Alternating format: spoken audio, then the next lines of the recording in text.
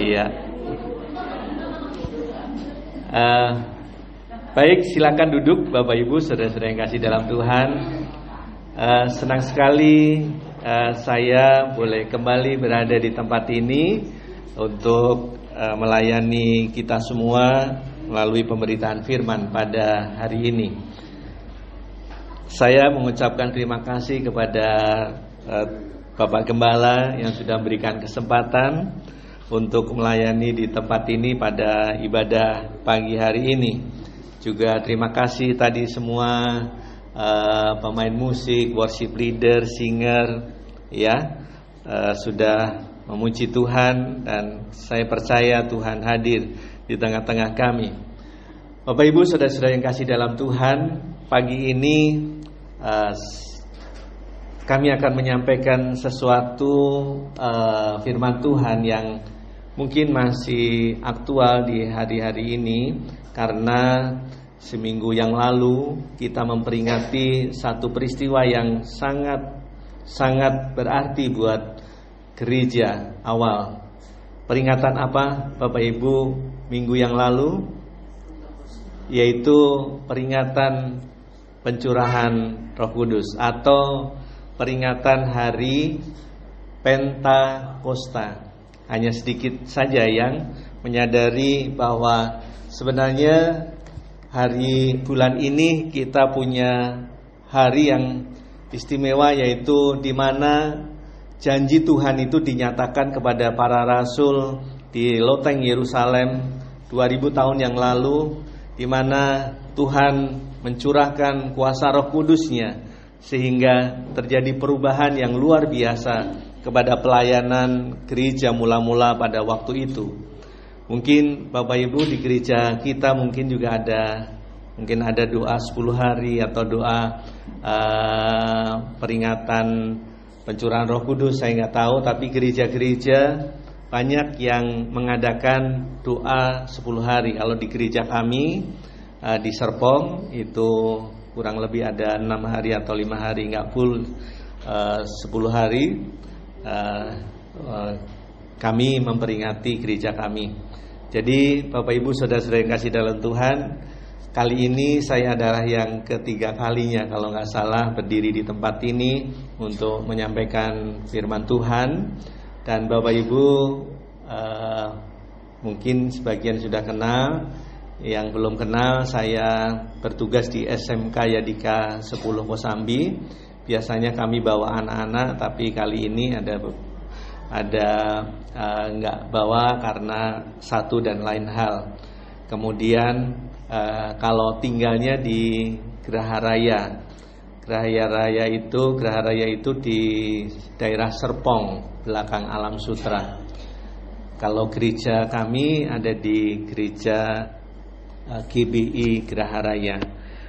Pak Yakub Linus pernah ke sana, pernah berkunjung, dan kami juga tadi kemarin pagi setelah doa pagi kami bincang-bincang dengan Ibu Gembala, dan Ibu Gembala sampaikan pesan, katanya kemarin ketemu Ibu ya pada waktu MD Gembala ya kalau nggak salah ya, MD Gembala ketemu di tempat MD itu, tapi nggak ketemu Pak Yakub karena Pak Yakub ikut pria sejati ya.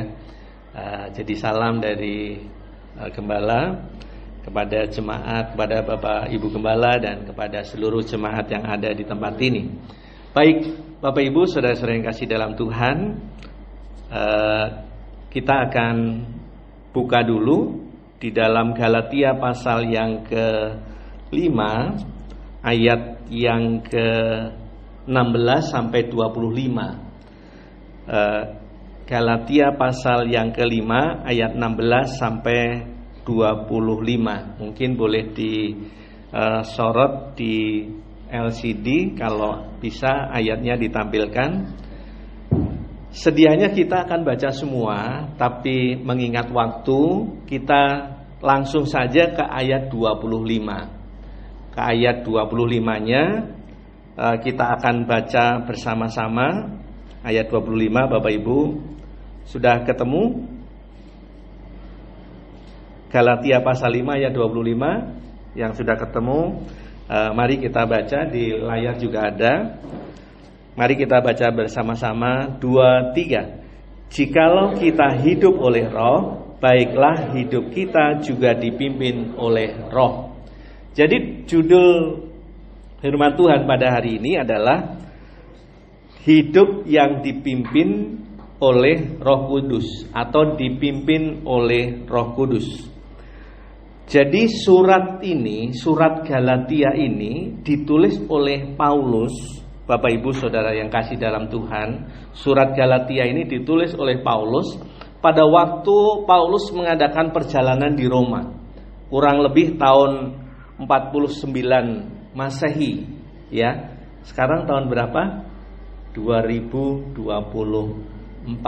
Berarti 2000, hampir 2000 tahun yang lalu surat ini ditulis oleh Paulus. Pada waktu dia ada di Roma, waktu perjalanan misinya di Roma, lalu ada salah satu jemaat di Galati yang dibuka oleh Paulus dan dia menuliskan surat ini. Surat ini ditulis, Bapak Ibu Saudara yang kasih dalam Tuhan, saya percaya Paulus menulisnya dengan satu kerinduan yang amat dalam pada jemaat di Galati, di mana Bapak Ibu, Paulus merindukan jemaat di Galati itu benar-benar hidup menurut Injil Kristus. Karena pada waktu itu ada pengajaran-pengajaran yang mempengaruhi jemaat di Galati. Mereka mengajari jemaat di Galati supaya selain percaya kepada Kristus itu ada plusnya gitu, ada harus menjalankan syarat-syarat yang ada di hukum Taurat. Padahal kita percaya kepada Tuhan Yesus itu sudah cukup, ya, nggak usah ditambah-tambah lagi. Kalau kita sudah percaya kepada Kristus, kita nggak usah ditambah-tambah lagi yang lain, ya. Ditambah-tambah kita harus begini begitu, ya, enggak, ya. Percaya kepada Kristus, menuruti apa yang menjadi kehendak firman Tuhan. Itu yang Paulus pada waktu itu pesankan di dalam perikop yang kita baca. Kalau kita baca, Bapak Ibu, di dalam judul perikopnya itu hidup menurut daging atau menurut apa? Roh. Jadi judul perikopnya itu hidup menurut daging atau hidup menurut Roh Kudus, ya. Rohnya ditulis huruf besar. Nah, Bapak Ibu Saudara yang kekasih dalam Tuhan, hari-hari ini hidup manusia itu dipengaruhi oleh 3 hal. Masa depan manusia itu dipengaruhi oleh 3 hal. Yang pertama itu dipengaruhi oleh apa? Masa depan kita ke depan, hari kita ke depan, ya, baik di dunia ini maupun nanti setelah kita mati, itu dipengaruhi 3 hal. Yang pertama, hidup kita itu sebenarnya dipengaruhi, hidup manusia, ya, hidup manusia dipengaruhi oleh kekuatan besar, yaitu kekuatan iblis atau setan, ya. Lalu yang kedua, perhatikan, ya, yang kedua yaitu pengaruh kedagingan kita. Lalu yang ketiga itu pengaruh Tuhan atau kuasa Roh Kudus. Jadi ada 3, ya Bapak Ibu, yang mengaruhi masa depan kita, hidup manusia itu ditentukan oleh 3 hal. Yang pertama apa? Atau saya balik, yang pertama dipengaruhi oleh kuasa Roh Kudus, yang kedua ditentukan oleh apa? Kedagingan kita, yang ketiga oleh kuasa jahat atau iblis. Ya, ada 3 hal ini. Tetapi kenapa Paulus di sini hanya menyebutkan kamu hidup menurut daging atau menurut roh? Yang ketiga tidak disebutkan. Kenapa, Bapak Ibu Saudara? Karena sudah jelas bahwa iblis itu sudah dikalahkan. 2000 tahun yang lalu, iblis itu sudah dikalahkan ketika Tuhan Yesus mati di atas kayu salib. Jadi kita diberi kuasa, Yohanes pasal 1 ayat yang ke-12, kita setelah menerima Kristus sebagai Tuhan dan Juru Selamat, kita diberikan kuasa untuk menjadi apa? Anak-anak Allah. Paham Bapak Ibu? Nah, setelah kita menjadi anak-anak Allah, iblis tidak berkuasa lagi atas hidup kita. Amin Bapak Ibu? Paham ya? Kalau orang dunia masih dipengaruhi oleh iblis, oleh kuasa kedagingan kita. Kalau kita sebenarnya, iblis tidak bisa berkuasa lagi atas kita. Karena kuasa iblis itu sudah dipatahkan, sudah dikalahkan. Kalau kita baca di dalam 1 Korintus 15 ayat 54, di sana disebutkan 1 Korintus 15 ayat 54 sampai 58, dan sesudah yang dapat binasa ini mengenakan yang tidak dapat binasa, yang dapat mati ini mengenakan yang tidak dapat mati, maka akan genaplah firman Tuhan yang tertulis, maut telah ditelan dalam kemenangan. Hei maut, di manakah sengatmu? Hei maut, di manakah sengatmu? Sengat maut ialah dosa, dan kuasa dosa ialah hukum Taurat. Tetapi syukur kepada Allah yang telah memberikan kita kemenangan oleh Yesus Kristus. Jadi Bapak Ibu Saudara dan saya, kita sudah tidak lagi di bawah kuasa iblis, kuasa kegelapan. Tapi hari-hari ini kuasa jahat itu masih beredar-edar di luar, masih mempengaruhi umat manusia. Tapi kita di dalam Tuhan, kita diberikan kemenangan. Tapi kita harus tetap ada di dalam kesadaran penuh bahwa iblis itu seperti singa yang mengaum-ngaum.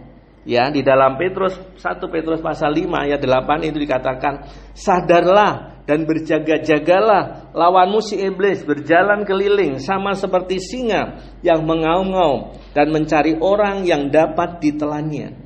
Jadi masih ada berkeliaran. Tapi kabar baiknya, Bapak Ibu, kabar baiknya kita yang menjadi anak Tuhan itu, roh yang ada di dalam saudara dan saya itu lebih besar daripada roh yang ada di dalam dunia ini.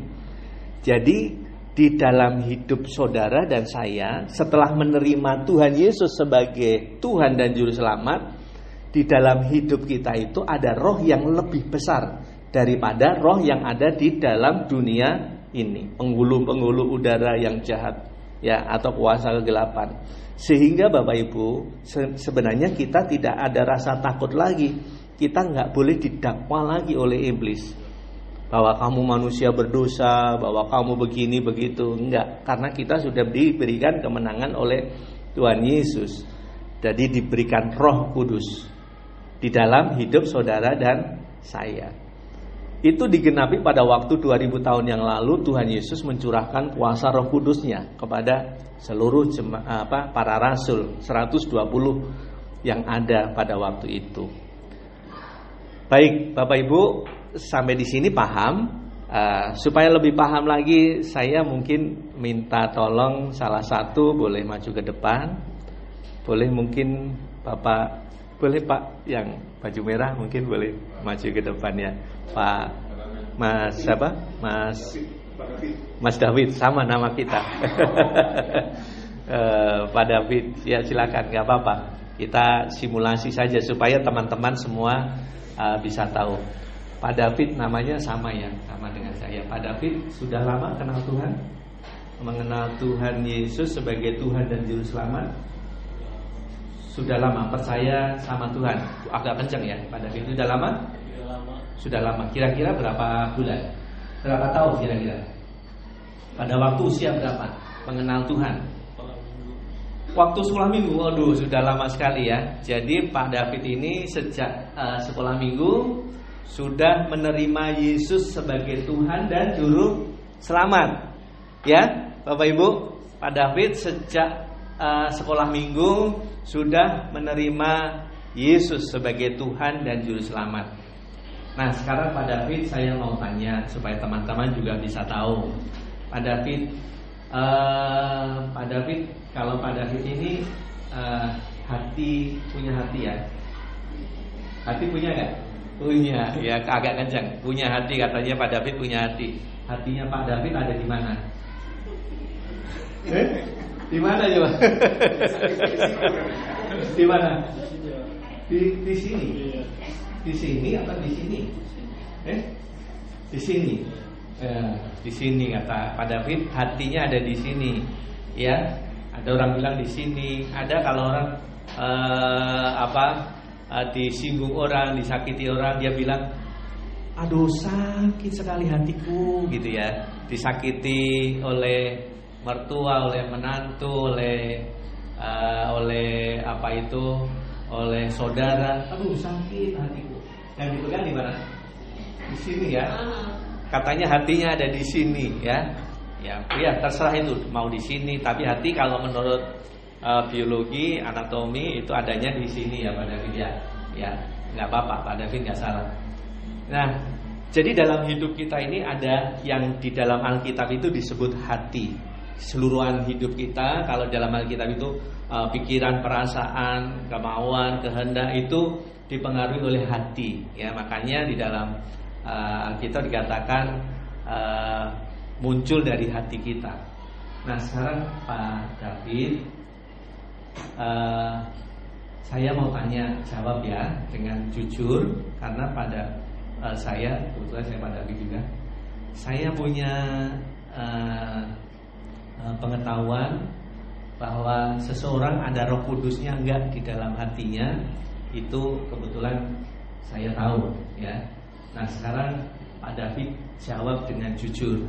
Ya, saya diberi waktu sampai jam berapa Pak? Jam 9:15 ya. Sampai jam 9:15 ya. Berarti 15 menit. 9:15. Pak David sekarang jawab dengan jujur. Di dalam hati Pak David ada Roh Kudusnya enggak? Sekarang jawab jujur lah. Ada. Benar ya. Benar ya. Benar. Berapa persen Pak?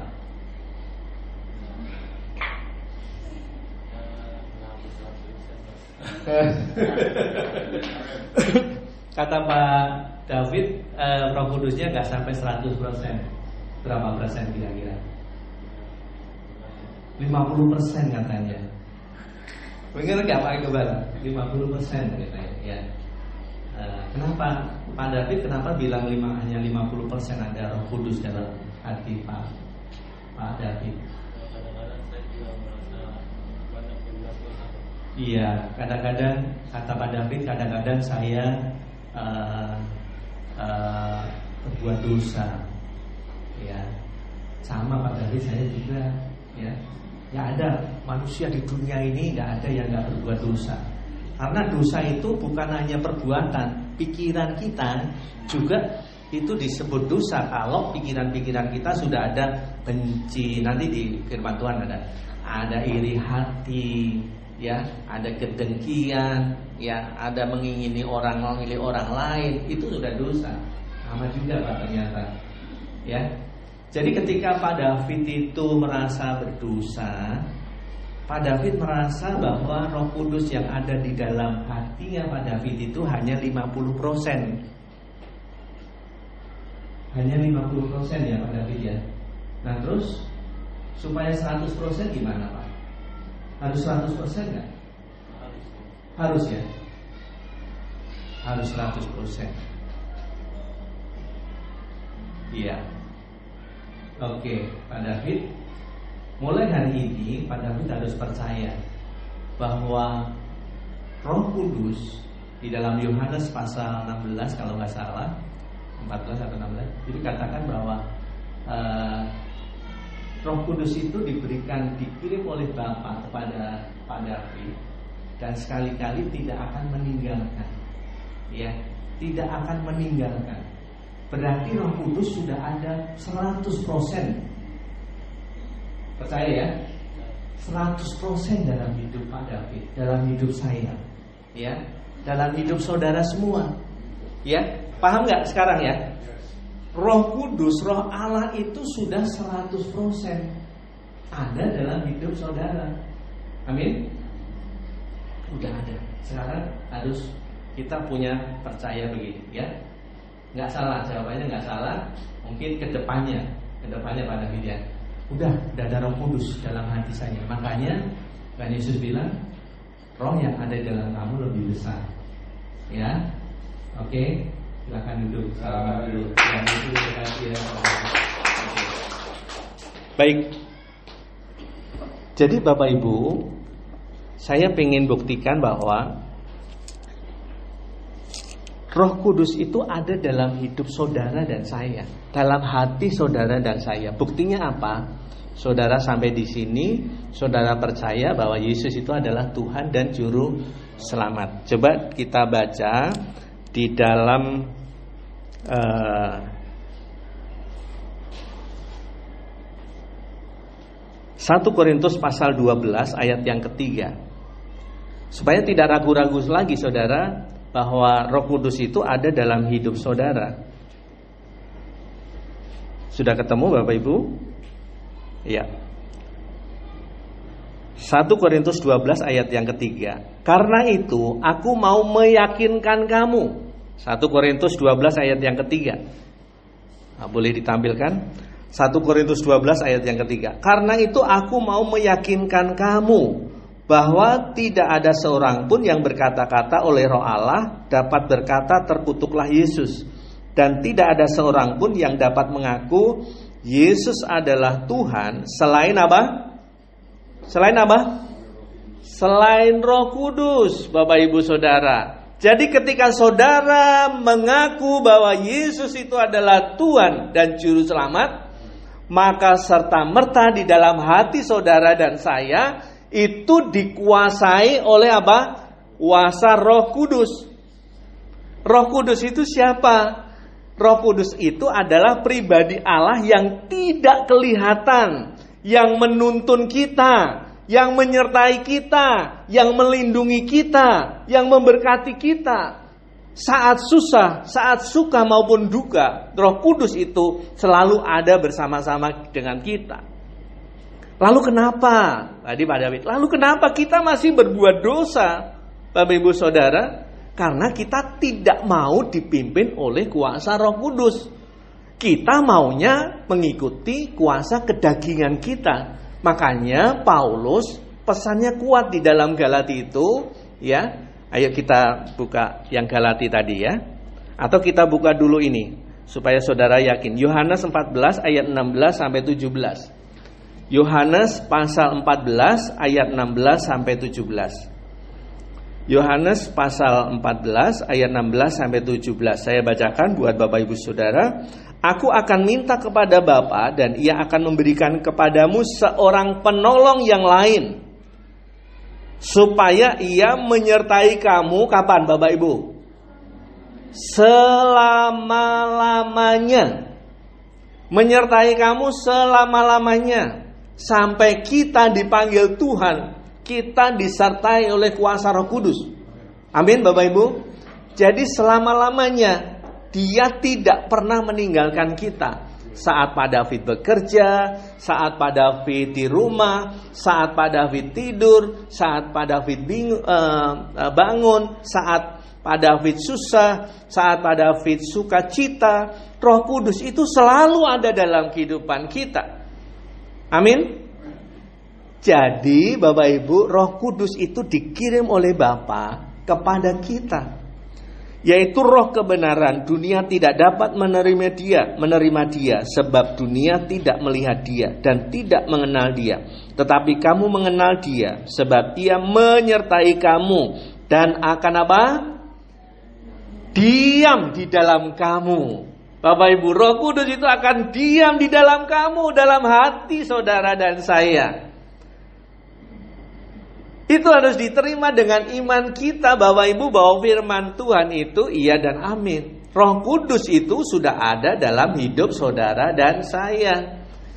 Jadi peperangan yang ada dalam hidup kita sebenarnya sekarang bukan lagi melawan iblis yang sudah dikalahkan itu. Sebenarnya melawan kedagingan kita. Amin Bapak Ibu. Coba kita baca sekarang Galati ya. Galati pasal yang ke-5 tadi, yang akan kita baca tadi. Galati pasal yang ke-5 ayat yang ke-16 ya. Galati pasal 5 ayat yang ke-16. Judul perikopnya apa? Hidup menurut daging atau roh. Ayat yang ke-16. Maksudku ialah hiduplah oleh apa? Oleh roh, ya. Maksudku hiduplah oleh roh. Tadi yang saya sebutkan tadi, hidup oleh roh itu hidup menurut pimpinan Roh Kudus yang sudah diberikan Tuhan kepada kita. Kalau hidup kita menurut pimpinan Roh Kudus, sebenarnya kita tidak akan lagi berbuat dosa. Ya. Kita tidak lagi bisa hidup di dalam dosa. Nah, itu bedanya, Bapak Ibu.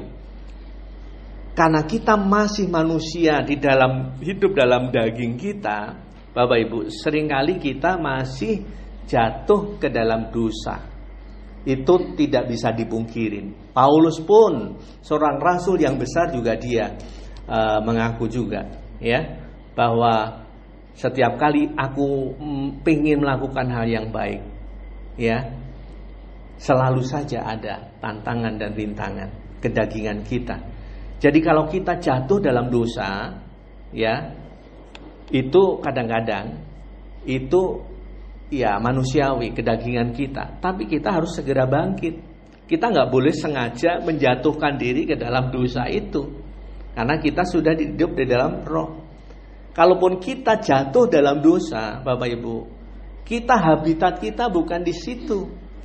Kebiasaan kita bukan di situ. Kita akan segera bangkit dan kita akan keluar dari dosa itu. Tapi kalau orang yang terus-menerus hidup di dalam dosa dan dia terus-menerus berbuat dosa dengan kesadaran hatinya, kesadaran berpikirnya, maka orang itu tidak lagi hidup di dalam Roh Kudus, tidak lagi hidup menurut pimpinan Roh Kudus. Nah, lama-lama orang itu akan namanya mendukakan Roh Kudus dan meninggalkan Tuhan, Bapak Ibu Saudara. Amin, Bapak Ibu. Jadi perlunya dipimpin oleh Roh Kudus. Roh Kudus itu adalah Roh Allah sendiri, pribadi Allah yang tidak kelihatan. Kalau saudara dipimpin ke sini itu sebenarnya kuasa Roh Kudus. Tadi doa Ibu Gembala. Roh Kudus yang sudah memberikan kemenangan. Kedagingan kita maunya apa? Tinggal saja di rumah, mendung begini, udah gak usah ke gereja. Tapi Roh Kudus mendorong kita supaya kita pergi ke gereja. Itu karena kuasa Roh Kudus. Buktinya yang memberikan kemenangan kepada saudara dan saya. Di dalam anak Tuhan itu tidak ada yang kebetulan, Bapak Ibu. Semuanya karena ada tangan Tuhan yang ajaib, tangan Tuhan yang gaib yang menuntun kita. Saya sampai ke tempat ini pun, Bapak Ibu, itu karena pimpinan kuasa Roh Kudus. Kalau enggak, saya enggak nyampe sini, Pak Yakub. Iya, enggak nyampe sini. Mungkin terlambat bisa 1-2 jam kali, ya. Tadi saya begitu nyampe di situ, udah masuk, nggak ada yang ngasih tahu, masuk di Gang Gledek ya, Bapak Ibu ya, tahu Gang Gledek ya? Ternyata di situ ada genset, Pak Yakub. Udah lama itu ya? Baru kemarin.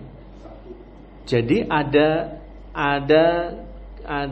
gardu, iya, kebakar ya. Lalu saya udah deket dengan gardu itu, udah Bapak Ibu tahu kan jalannya sempit. Kalau saya kedagingan saya bisa patah semangat di situ. Udah. Aduh, kalau gini ya jalannya sempit. Tapi saya karena Roh Kudus yang berikan kesabaran saya berdoa, Tuhan tolong berikan kesabaran, berikan tuntunanmu Tuhan. Akhirnya saya telepon Pak Yakub kasih petunjuk begini Pak, begini. Akhirnya saya lewat jalan yang satunya ya. Saya pasang Google Map, saya ikut alternatif yang kedua. Saya pasang Google Map, Bapak Ibu.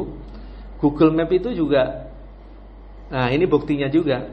Google Map bilang belok ke kiri. Jadi saya di jalan Kosambi Raya itu Pak, yang depan Gang Gledek itu menuju ke Rumah Sakit Bun, itu jalan apa namanya? Jalan raya apa itu? Jalan Raya Kosambi ya. Di Jalan Raya Kosambi itu Google Maps saya bilang belok ke kiri, belok ke kiri. Kalau saya ikuti, nyampe nggak Bapak Ibu ke sini? Nggak nyampe, mungkin suruh belok-belok terus. Jadi mungkin bisa 1 jam baru nyampe ke sini. Saya tetap saja, saya kayaknya dulu saya pernah lewat yang pas macet, saya lewat jalan belimbing itu, saya lurus, mungkin jalan itu, saya ikutin aja. Saya disuruh belok lagi ke kiri, belok kiri, belok kiri, saya ikutin aja. Saya percaya Bapak Ibu itu bukan kebetulan, bukan karena pengalaman saya pernah ke sini, pernah lewat itu. Tapi saya percaya itu adalah tuntunan Tuhan. Tangan gaib Tuhan yang tidak kelihatan. Akhirnya dibawalah ke gang, namanya suruh masuk di Gang Golok katanya. Ada ya Gang Golok ya? Gang Golok juga sempitnya bukan main ya. Mungkin hanya 1 pres 1 aja sampai di depan. Biasanya kami lewat di sono, tapi kok tadi saya lewat di situ tuh depan. Gang Naga ya, Gang Naga. Jadi tembusnya lewat sini Bapak Ibu, di kelenteng itu ya Bapak Ibu. Situ jalannya sempit banget. Saya nggak biasa. Tapi puji Tuhan sampai ke sini ya. Saya percaya ini juga karena kuasa Roh Kudus. Sama dengan Bapak Ibu semua. Kalau Bapak Ibu semua dituntun Tuhan sampai datang di gereja ini, ya, ketemu Pak Yakoblino, Pak Yakobus, Pak Pendeta, ya, lalu Bapak Ibu berjemaah di sini. Percayalah Bapak Ibu itu karena kuasa Roh Kudus, oleh tuntunan kuasa Roh Kudus. Tuhan yang mempertemukan. Makanya kita harus bersyukur. Nah, jadi kita harus mengikuti apa? Maksudku ialah Galatia 5 ayat yang ke-6 tadi. Maksudku ialah hiduplah oleh Roh, maka kamu tidak akan menuruti keinginan daging. Sebab keinginan daging, jadi Bapak Ibu ayat yang ke-16 itu, maksudku ialah hidup oleh Roh, ya. Jadi itu saja yang pengantarnya, hidup oleh Roh. Itu saja cukup sebenarnya, hidup oleh Roh. Kalau kita hidup oleh Roh, kita nggak perlu lagi berusaha yang kuat untuk menolak hal-hal yang negatif. Karena serta-merta ketika kita hidup di dalam Roh, maka kita tidak lagi memikirkan kedagingan kita. Paham Bapak Ibu Saudara? Paham nggak? Kalau kita sudah disibukkan dengan kuasa Roh Kudus, ya, terjemahan yang lain menerjemahkan, saya tertarik dengan terjemahan ini. Kamu harusnya disibukkan oleh kuasa Roh Kudus, jangan disibukkan oleh kedagingan. Ya, Bapak Ibu, seringkali kita disibukkan oleh keinginan daging kita, sehingga kita memikirkan hal-hal yang dari daging, makanya kita jatuh ke dalam dosa. Harusnya nggak usah mikir-mikir soal kedagingan kita. Mikir hawa nafsu, keinginan-keinginan duniawi, pengen berlebihan dihormati, pengen berlebihan dicintai, pengen berlebihan, semua yang berlebihan itu membawa kita jatuh ke dalam dosa. Dan itu adalah keinginan daging yang berlawanan dengan keinginan roh. Karena keduanya berlawanan, Bapak Ibu. Ayo kita lanjutkan. Ya, waktunya masih 5 menit. Sebab keinginan daging berlawanan dengan keinginan roh, dan keinginan roh berlawanan dengan keinginan daging. Karena keduanya bertentangan, sehingga setiap kali kamu tidak melakukan apa yang kamu kehendaki. Akan tetapi jikalau kamu memberi dirimu dipimpin oleh roh, maka kamu tidak hidup di bawah hukum Taurat. Perbuatan daging telah nyata, yaitu apa? Percabulan, kecemaran, hawa nafsu, penyembahan berhala, sihir, perseteruan, perselisihan. Nah, ini semua dosa-dosa yang kelihatan, ya. Percabulan, kecemaran, hawa nafsu, penyembahan berhala, itu kelihatan. Tapi kalau perseteruan, iri hati itu kelihatan nggak? Nggak kelihatan. Iri hati dosa yang tidak kelihatan. Tapi itu sudah kategori dosa. Saya iri hati kalau tetangga saya punya TV yang lebih gede, punya mobil dan seterusnya. Itu dosa Bapak Ibu. Iri hati. Nah, lalu menempuh jalan amarah, kepentingan diri sendiri, percideraan, roh pemecah, ya. Itu dosa yang tidak kelihatan. Kedengkian, kemabukan, pesta pora dan sebagainya. Terhadap semua itu kuperingatkan kamu, ya. Seperti yang telah kubuat dahulu, Paulus juga dulu hidup di dalam kedagingan. Tapi setelah dia ada di dalam Kristus, dia ditangkap oleh Tuhan, dia berkata, hidupku ini bukannya aku lagi, tetapi roh yang hidup, tetapi Kristus yang ada di dalamku. Sama Bapak Ibu, harusnya juga seperti itu. Hidup yang kuhidupi sekarang bukan hidupku sendiri, tapi Roh Kudus yang ada di dalamku. Bapak Ibu Saudara, kemudian ayat 22. Tetapi buah-buah roh ialah, nah ini yang harusnya Bapak Ibu terus sibukkan. Jangan menyibukkan yang tadi, yang iri hati, yang kedagingan, yang kemabukan, kedengkian, pesta pora, hawa nafsu. Enggak usah, itu enggak, jangan dipikirkan, ya. Kalau saudara pikirkan itu, saudara jatuh. Pikirkan saja Roh Kudus, disibukkan oleh kuasa Roh Kudus. Ya. Paham Bapak Ibu ya?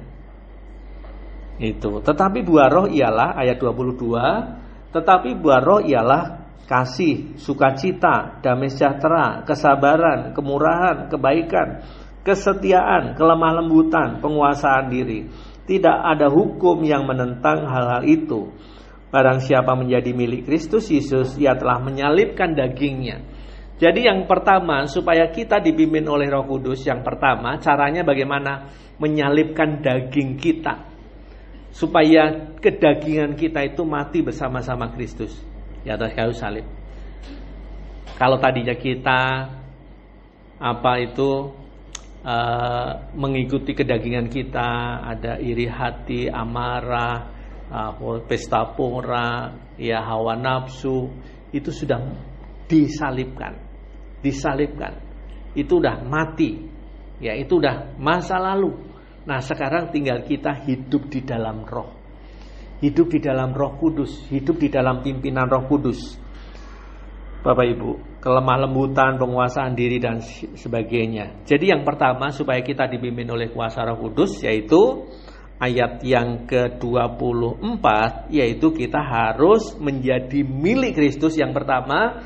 Lalu yang kedua, kita harus menyalibkan kedagingan kita, dan hidup kita baru dipimpin oleh kuasa Roh Kudus. Dengan cara bagaimana Bapak Ibu? Terus membaca firman Tuhan, datang ibadah. Karena tanpa itu Bapak Ibu tidak bisa menyalibkan daging kita. Hanya dengan baca firman Tuhan, taat beribadah, melakukan hal-hal yang rohani, Bapak Ibu akan hidup saudara akan berpusat pada Kristus.